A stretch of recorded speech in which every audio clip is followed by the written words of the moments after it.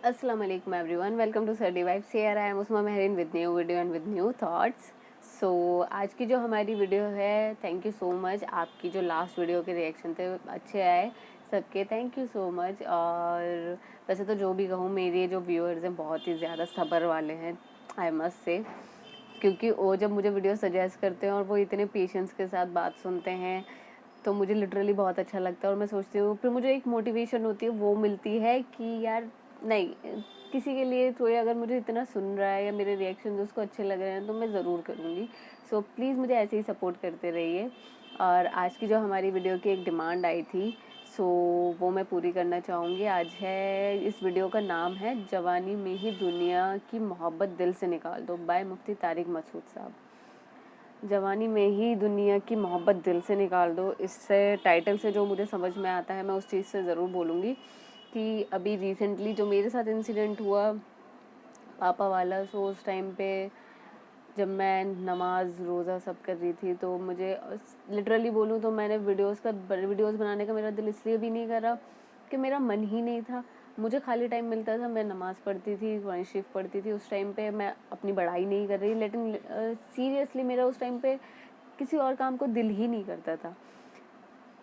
एक एक टाइम ऐसा आया था कि मेरे माइंड में आया कि यार सब चीज़ें छोड़ो। पापा के बाद से ये मेरा माइंड एक सेट हुआ कि यार इस दुनिया में क्या है, कुछ भी नहीं है। 2 पल की ज़िंदगी है, यूं ख़त्म और आप दूसरी दुनिया में। और उस दूसरी दुनिया के लिए आपने क्या तैयारी करी है? कुछ नहीं। या आपने क्या नेकी करी है, क्या गुनाह करा है, कुछ नहीं पता आपको। सो एक पल के लिए आप अब बैठ के अगर कोई बंदा सोचे कि मैंने, खुदा ना करे बट अगर मौत ज़िंदगी का कुछ भरोसा नहीं है, कल को अभी मैं यहाँ हूँ, अभी मैं आपसे बात कर रही हूँ, कल मैं ना हूँ। सो उस टाइम पे मैंने क्या तैयारी करी है? मैं अगर अपना सोचूं, किसी और को बोलने से पहले मैं अपने आप को देखूं कि मैंने क्या तैयारी करी है, तो कुछ नहीं। मैं रोज़ाना मेरा वही रूटीन है, ये आना, यहाँ से आना, ऑफिस से आना, ये करना, वो करना, वो करना, बस। उसके बाद मैं क्या कर रही हूँ? सो कभी कभी अपनी ज़िंदगी से हटके भी हमें कुछ चीज़ें ऐसी करनी होती हैं जो हमारे दीन के लिए या हमारी आखिरत के लिए। माइंड में पापा के बाद से मुझे एक चीज़ ये आई कि यार इस दुनिया से अच्छी वो दुनिया कितनी अच्छी है। ना वहाँ मौत है, ना ज़िंदगी है, ना किसी से जुदा होने का डर है, ना किसी से न ये है कि एक इंसान चलो गुनाह भी करे होंगे उसने, अगर अच्छा हो, अगर नेक बंदा हुआ और वो जन्नत में जाने वाला हो तो उसकी ज़िंदगी वहाँ की कितनी अच्छी होगी, एक पल के लिए अगर सोचा जाए। और अगर हमारे अमाल ही अच्छे नहीं हैं तो वहाँ की ज़िंदगी से तो हमें दुनिया से डर ही लगे। माइंड में जो चीज़ आ रही है वो मैंने बोल दी। बाकी मे भी कुछ लोग इस चीज़ से सेटिस्फाइड नहीं होंगे या मेरे आंसर से नहीं अग्री करेंगे। सो देखते हैं उनके लिए ये वीडियो क्या है। बयानात के लिए मुफ्ती साहब के ऑफिशियल चैनल मुफ्ती तारिक मसूद स्पीचेस को सब्सक्राइब करें। प्लीज़ मेरे चैनल को भी सब्सक्राइब करें, लाइक करें, शेयर करें। इस पे हमारे नबी ने कैसी गुर्बत वाली जिंदगी गुजारी, ऐसी हालांकि जायज़ है पैसा रखना भी, लग्जरी लाइफ भी जायज़ है, लेकिन नबी ने नहीं रखी कि भाई आखिरत में इतना अल्लाह दे देगा कि थोड़े से तो दिन ने क्या करना है। हज़रत उमर ने फरमाया ना कि या रसूल अल्लाह, आप तो तमाम पैगंबरों के सरदार हैं और ये बिस्तर आपका, ये प्याला, ये कुल कायनात की कैसी जिंदगी। हज़रत उमर, नबी ने हज़रत उमर पे उल्टा ताज्जुब किया, तुम इतने ज़हीन हो के ऐसी बातें कर रहे हो। अब हम अपने आप को देखें किस मकाम पे खड़े हैं। हम तो किसी की गुर्बत देख के लगते हैं यार किसी काम का है ही नहीं, बदकिस्मत। और नबी हजरत उमर से कह रहे तुम्हें क्या हो गया भाई, जिसका आखिरत पर यकीन हो उस पे ये बातें सूट नहीं करती। नबी ने फरमाया मेरी मिसाल कराकिबिन इस्तगल्ला तहत शजरतिन, उस मुसाफिर की तरह है जो थोड़ी देर दरख्त के नीचे आराम करने के लिए लेट गया। दरख्त के नीचे आराम करने के लिए थोड़ी बहुत सहूलतें चाहिए होती हैं, 2-4 चीजें चाहिए होती हैं, तो हम दुनिया में थोड़ा सा आराम करने के लिए आ गए। आगे हमने यहाँ से जाना है, कुछ मिल जाए ठीक है, नहीं मिले तो सब्र करो। तो आखिरत पर जब यकीन होगा परेशानियां क्या हो जाएंगी, बहुत हल्की। आजकल तो सबसे बड़ी परेशानी मुआशी है, हर नौजवान मेरे को पैसे ही नहीं है, पैसे ही नहीं है। जो पैसे वाला कह रहे और ज्यादा नहीं है, जिसके पास और ज्यादा है तो कह रहे और ज्यादा नहीं है, जिनके पास है वो तो और अमीर हो रहे हैं। पागल हो रहे हैं इसी चक्कर में आदमी। तो हमारे नबी ने तो ये मसला जड़ से ही क्या कर दिया, खम। कुछ भी नहीं है। हजरत उमर ने कहा ये क्या? हजरत उमर की आंखों से आंसू निकल आए थे। तभी तो हमारे नबी ने हजरत उमर को डांटा। मैं कहता हूँ अगर हमारी मिसाल होती, हम गुर्बत में पड़े हुए होते, बस ये आखिरी मिसाल देके बयान खत्म कर। फर्ज करो हम पड़े, हमारा घर एक छपड़ा है, एक खजूर की छाल पड़ी हुई, आप पड़े हुए उसमें, बेरोजगारी के मारे हुए, गली के बाहर गटर का ढक्कन खोला हुआ है, गटर बह रहा है उसमें से, और न घर ढंग का, पड़े हुए। इतने में कोई अव्वल तो कोई आके नहीं रोएगा, वहीं आप खुद ही रो रहे होगे पहले से। किसी को आके आपकी कसम पुरसी पे आंसू दिखाने की जरूरत नहीं। औरतों का तो एक ही आप काम खुद ही होता है, पड़े हाय हुए ये क्या होगे? कर रहा है। ऐसे में आपका कोई दोस्त आए और पहले से ही आप रो रहे हो कि मैं गरीब, और ऊपर से वो भी आपको देख के रोना शुरू कर दे, तो आप क्या करोगे? उठ के गले मिल के दोनों फूट फूट के रोना शुरू कर देंगे। क्या है? आप कहोगे यार दिल कफस में फंस चला था, फिर परेशान कर दिया, हम सफीरों तुमने क्यों नाइस। जिक्र गुलिस्तां कर दिया। बड़ा टाइट शेर है इसका। आजकल उर्दू में शेर सुना के उसका मतलब समझाना पड़ता है। पहले जमाने में लोग इंग्लिश का लफ्ज बोलते थे, फिर उर्दू में उसका मतलब बता रहे होते थे। जिस अब उल्टा हो मजाक का गया, मीनिंग उर्दू का लफ्ज बोलते समझाना हुए पड़ इंग्लिश में जाए वो डिफाइन कर रहे मजाक होते हैं मजाक नहीं रहता, उसी तरह जिस तो शायरी का शायरी अब मतलब इंग्लिश में इसका समझाना मतलब पड़ा है वो बताता हूँ। शायरी शायरी नहीं रहती। वो जो है ना, आजकल ना इस पे मीम्स बहुत आ रही हैं। पहले हम जब उर्दू के जो क्लास होती थी ना, तो अशार में हमसे पूछा जाता है इस शेर में शायर क्या कहना चाहता है, हम कहते हैं इस शेर में शायर ये कहना चाहता है। तो आजकल मीमर्स ने ना वहीं से ले लिया। ये मैं एक संस्कृत आदमी में के पढ़ती मरने थी के बाद यार। उसकी बीवी ने भी कुछ कहा कि अनु तलाक हो गई क्या थी उसकी कहते हैं बीवी को, उसको, तो उसने भी आंसू का इजहार किया कि हाय हाय बहुत अच्छे थे। तो उसने लिखा इस शेर में शायर जो है ना जायदाद मांगना चाहता है। मुझे इतनी हंसी है। बात सही है गलत है हमें इससे संधि बहस नहीं है, विच्छेद। लेकिन चुटकुला तो बड़ा टाइट हो गया ना। इस शेर में शायर पैसे मांग रहे हैं, वल्लाह तो आलम। तो तोता जब आप बंद कर दो ना पिंजरे में, तोते का भी शायरी, काम है श्लोक अपने हम एंड सफीरों कविता, में उड़ता इन है, तीनों का और अलग ही गुलिस्तान में मतलब बागों में होता है। जाके तोते बैठते हैं। तो तोते को आप कहीं बाग से पकड़ के ले आए, उसके हॉल से, वो फूलों में बैठता था, अपने पिंजरे में बंद कर दिया, थोड़े दिन फड़फड़ा के बिल आखिर उसका दिल पिंजरे में लग जाता है।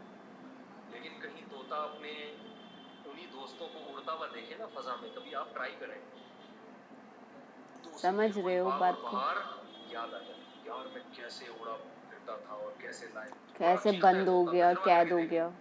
तो तोते का की बाग को शायर ने इन अल्फाज में कहा, कफस कहते हैं पिंजरे को, केज। दिल कफस में फंस चला था, फिर परेशान कर दिया, हम सफीरों तुमने क्यों जिक्र गुलिस्तां कर दिया।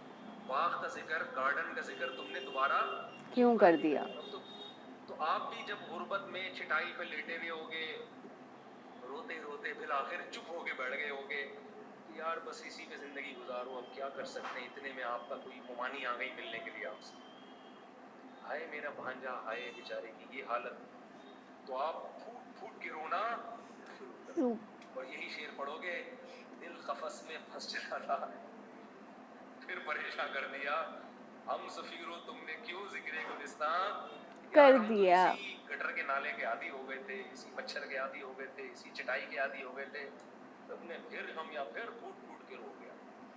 हम एक जगह रहा करते थे, वहाँ एक बूढ़ा बूढ़े पड़ोस में रहा करते थे, जी पता नहीं आपको क्या पता किसकी बात हो रही है।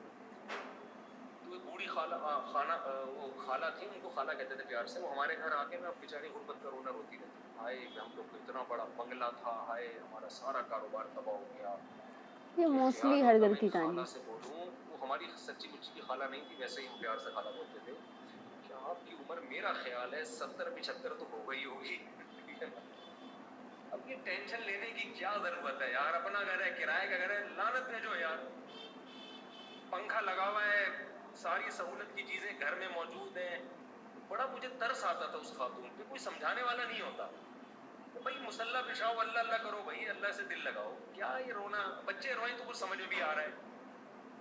तो इंसान अगर जवानी में दुनिया की मोहब्बत खत्म नहीं करता, हदीस में आता है बुढ़ापे में ये मोहब्बत कम होने के बजाय बढ़ती है। हदीस में है, तो ये बढ़ेगी मेरे भाई। इसलिए दुनिया को अभी से क्या समझो, मुसाफिर खाना। अगर गुर्बत में इधर भी पैसे नहीं है, इधर भी पैसे नहीं है, बेरोजगारी चल रही है, गटर के ढक्कनों पे बैठ के लाइफ को एंजॉय कर रहे हो। शुक्र करो ढक्कन है कराची में जिसमें बैठ सकते हो। हकीकत बता रहा हूँ, वरना कराची के हालात ऐसे हैं, ढक्कन भी थोड़े दिनों में चरसी बेचेंगे, क्योंकि इतनी जब सिगरेट इतनी महंगी होगी तो चर्स के रेट सोचो कहाँ जाएंगे। सीरियसली। तो चरसी क्या चर्स छोड़ देगा? वो गटर के ढक्कन से सरिया निकाल के बेचेगा। आप कहोगे ये तो हराम है, तो चर्स कौन सी हलाल है? जब चरसी पीनी है तो वो कहेगा इसमें हलाल हराम क्या होता है। वो एक आदमी ने मुर्गी उल्टी ज़बह कर दी ना, चोरी की मुर्गी थी, उल्टी ज़बह करके खा गया, तो किसी ने कहा तू उल्टी कर दी हराम है, उसने कहा पहले कौन सी हलाल की थी। तो चरसी क्या करेगा? गटर के ढक्कन नहीं मिलेंगे आपको बैठने के लिए। तो बेरोजगार जितने भी हैं, जिन तलाश के बावजूद जॉब नहीं मिल रही, घर से धक्के पड़ रहे हैं, तो कोई रिश्ता नहीं दे रहा, गटरों के ढक्कनों पे बैठ के लाइफ को गुजार रहे हैं, तो आपके पास जब कोई आए ना और रोना शुरू कर दे, तो उसको आप बोलो यार मैं तो तुझे बड़ा अक्लमंद समझता अक्लमंद समझता अबे था। ये दुनिया मुसाफिर खाना है। फिर मिसालें दो, वो फला ने बड़ा पैसा कमाया, आज कहाँ है? कब्र के अंदर। वो हमसे पहले सिकंदर आजम भी आया, पूरी दुनिया फतह की थी, मरा था ना तो उसने कहा था मेरे हाथ कफन से बाहर निकाल देना। दुनिया को पता चले हजारों गुलाम और बांदियां रखने वाला, हर वक्त हजारों खादिम आगे पीछे घूमा करते थे, आज खाली हाथ दुनिया खाली से जा हाथ। रहा है। तो इसलिए थोड़े दिन की बात है। और अच्छी बात अल्लाह की तरफ से ये है कि जो टेंशन आपको मिलती है ना, थोड़े दिनों में आप उस टेंशन के क्या हो जाते हैं। तो गटर के ढक्कन पे जब आपको टेंशन हो, बेरोजगारी, ये फर्ज कर लो 4-6 दिन, एक हफ्ता ये सोच के काट लो कि मुसाफिर खाना है। एक हफ्ते के बाद आपको ढक्कन की आदत पड़ गई। पड़ जाएगी। फिर आप वो वक्त याद किया, फिर पैसा भी आ गया ना, लैंड क्रूजर गाड़ी बड़ी, आप याद करो यार ये वो गटर का ढक्कन है जहाँ मैं बैठ के रेंज रातें रोवर। कितना कितना लोग कह रहे होते यार वो जमाना कितना अच्छा जमाना, गुर्बत के जमाने को याद कर रहे हैं। जैसे हम तो बचपन इस याद टेंशन करते हैं। लेने का अल्लाह हम सबको परेशानियों से बचाए, दिल से दुआ है। आमीन सुम्मा आमीन। आफियत मांगनी चाहिए। हम बातें तो कर रहे हैं लेकिन कोई टेंशन आ जाए तो पता चलता है इंसान को कि कितने जिस पानी पर में। तो गुजरती हम है भी यहाँ वही बैठ के जानता बात है। कर रहे हैं, हकीकत हमारी क्या है अल्लाह ही जानता है। मैं भी अल्लाह से दुआ करता हूँ, अल्लाह मुझे टेंशने ना देना, मैं बड़ा जैसे कमजोर हूँ। हमारा हाल लोगों को अल्लाह मोटिवेशन कर जानता रहा है, हूँ लेकिन कब्र का अपनी हाल हालत क्या मुर्दा हमें पता है। जानता है। तो दुआ अल्लाह से यही मांगो भाई अल्लाह हमें टेंशन नहीं चाहिए, हमें गटर के ढक्कन भी नहीं चाहिए, हमें गाड़ी सुकून चाहिए। चाहिए, सुकून। सही। हमारे तो वो बैठे हुए हैं, हमारे दोस्त मैकेनिक हैं, जब गाड़ी खराब होती है एक दिन बर्दाश्त नहीं होता इनके पास, बाइक खराब हो इनके पास, तो कह रहे होंगे उधर तो बड़ी बातें करते हो मुफ्ती साहब। तो टेंशन नहीं चाहिए, अल्लाह से आफियत चाहिए। अगर कोई टेंशन मुकद्दर है तो इन्नी ज़नन्तु अन्नी मुलाक़िन हिसाबिया, मुझे यकीन है कि मेरी हिसाब अपने हिसाब से मुलाकात होने वाली है। उन परेशानियों पे भी अल्लाह अजर देगा। अल्लाह अमल की तौफीक अता फरमाए।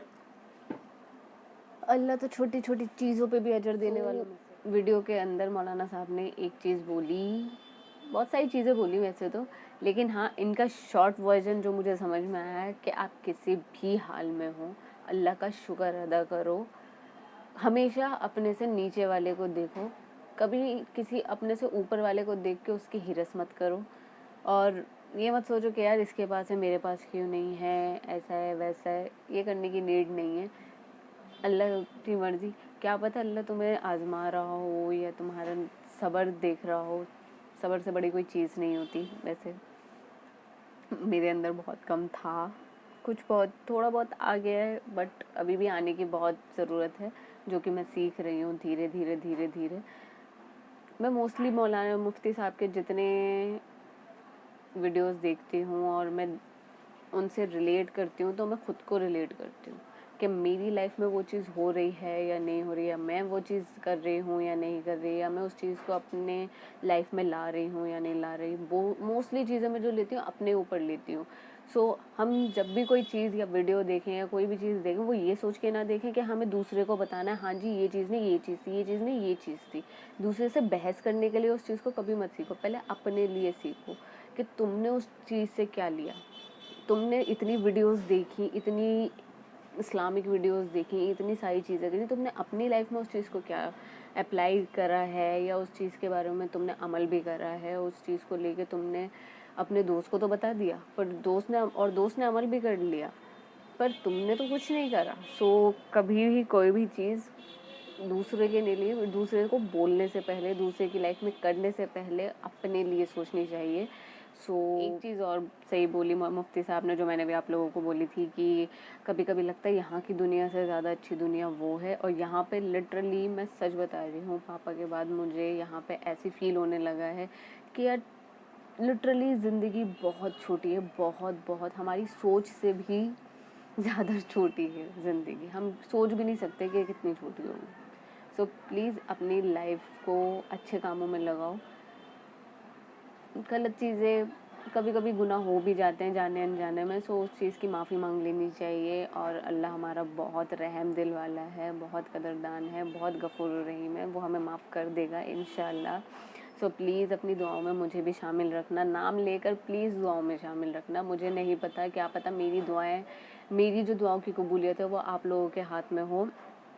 सो प्लीज़ मेरे लिए दुआ करिएगा और मेरी फैमिली के लिए दुआ करिएगा, मेरी अम्मी के लिए दुआ करिएगा और मेरे पापा के लिए दुआ करिएगा। और अपने पेरेंट्स का ध्यान रखें प्लीज़ प्लीज़ प्लीज़, उनसे अच्छे से बिहेव करें। अल्लाह हाफ़िज़।